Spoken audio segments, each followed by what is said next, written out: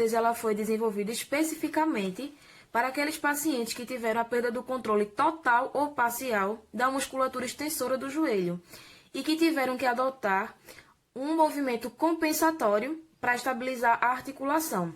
Nesse caso, o movimento compensatório que foi desenvolvido foi a hiperextensão do joelho, tá? Os pacientes que se submetem a realizar a deambulação sem o uso da órtese, eles podem causar uma instabilidade ligamentar grave, causar degeneração articular e dor. E o que é que essa órtese pode fazer? Ela pode controlar aquele movimento não fisiológico que é causado justamente pela disfunção, né, pela perda do controle total ou parcial da musculatura extensora.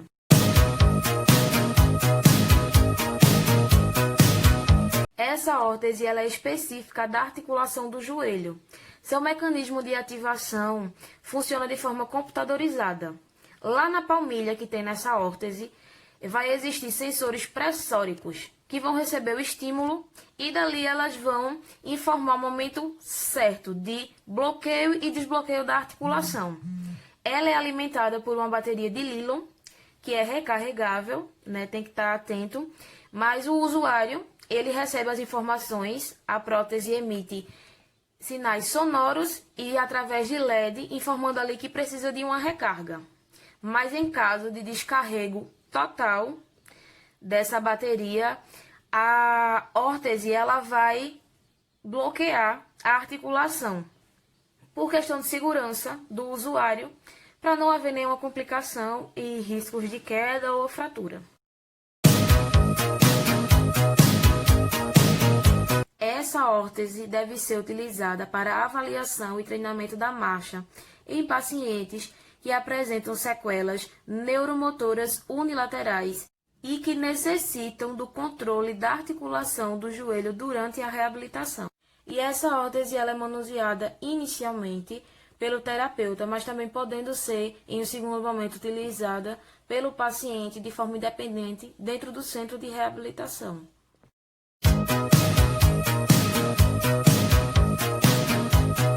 Essa é a primeira órtese que possui o mecanismo mecatrônico que possibilita o controle das fases de apoio e balanço. Ela possui sensores entre o pé e a panturrilha que enviam informações para a articulação de joelho hidráulico. Em sua composição apresenta sensores capazes de mensurar o grau de flexão e a velocidade angular em cada fase da marcha. Esses sensores facilitam o deslocamento em diferentes tipos de superfícies, por exemplo, superfícies inclinadas ou planas. Esses sensores também são responsáveis pela alternação dos membros inferiores durante a marcha.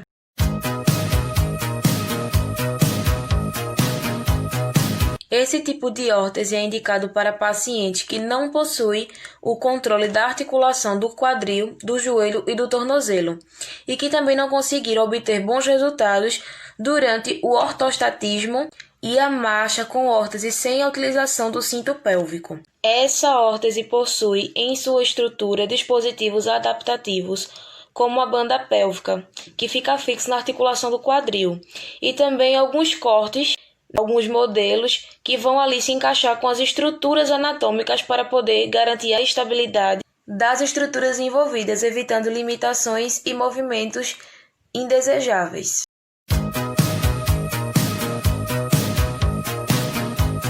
Esse tipo de órtese é indicado para pacientes que possuem o controle pélvico parcial, ou seja, são pacientes que eles vão conseguir realizar a marcha em 4 pontos. Porém, durante a deambulação, eles apresentam desvio em seus membros inferiores. Desvios podendo ser laterais ou rotacionais, ou ambos. O paciente pode apresentar os dois tipos de desvios.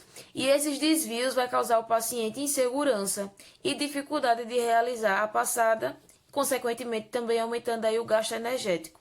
E por essa órtese apresentar desvantagens significantes, é possível realizar a indicação de outro tipo de órtese, o walkabout, que ela propõe melhores benefícios nessas situações.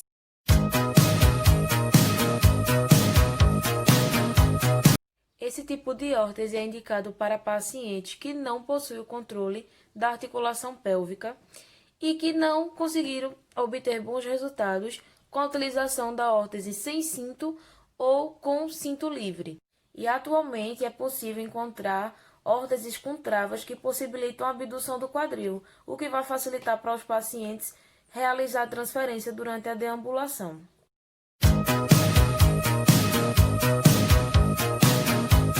Esse tipo de órtese é indicado para pacientes que possuem lesões medulares altas, ou seja, que perderam o controle do tronco e não conseguem manter-se sentados sem o apoio dos braços.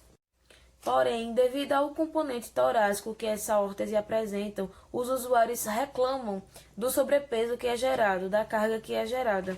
E em 90% dos casos, há abandono da órtese pelos usuários.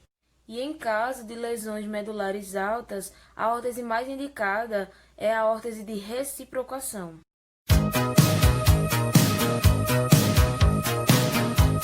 Indicada para pacientes que têm paraplegia e que não têm o controle dos membros inferiores e do tronco.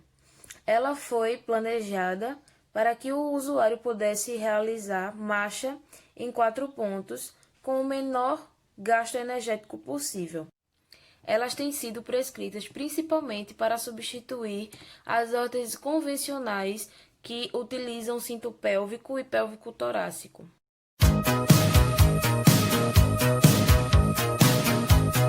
Esse tipo de órtese é indicado para pacientes que possuem traumatismos raquimedulares ou mielodisplasia entre T4 e L2, e ela tem por objetivo proporcionar a independência funcional, justamente pela sua facilidade de colocação e retirada pelo usuário. O paciente que faz a utilização dessa órtese, ele deve ter para auxiliar uma bengala canadense ou andador, para que faça o movimento de remada e cause entre a bengala e o chão um fenômeno de ação e reação, para que possam, assim, causar uma pequena inclinação e, devido à sua composição estética, já é o suficiente para ela poder realizar a deambulação sem muito gasto energético do paciente que a utiliza.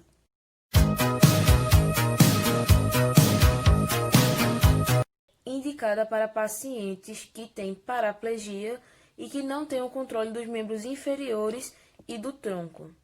Ela foi planejada para que o usuário pudesse realizar marcha em 4 pontos com o menor gasto energético possível.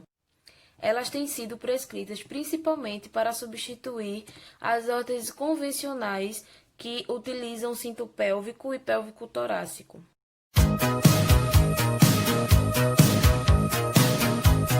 Esse tipo de órtese é indicado para pacientes que possuem traumatismos raquimedulares ou mielodisplasia entre T4 e L2, e ela tem por objetivo proporcionar a independência funcional, justamente pela sua facilidade de colocação e retirada pelo usuário. O paciente que faz a utilização dessa órtese, ele deve ter para auxiliar uma bengala canadense ou andador, para que faça o movimento de remada e cause entre a bengala e o chão um fenômeno de ação e reação, para que possam, assim, causar uma pequena inclinação e, devido à sua composição estética, já é o suficiente para ela poder realizar a deambulação sem muito gasto energético do paciente que a utiliza.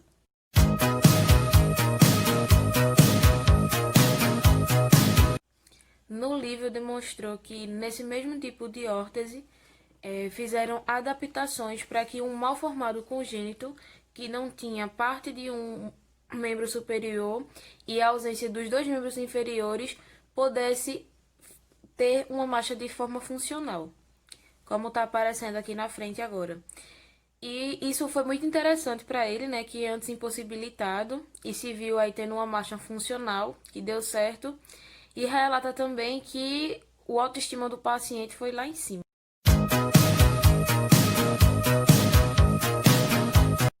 Esse tipo de órtese foi desenvolvida para proporcionar aos portadores de traumatismo raquimedular, espinha bífida, esclerose múltipla, entre outras doenças neuromusculares degenerativas, a capacidade de ficar em pé com bom equilíbrio e pouco gasto energético.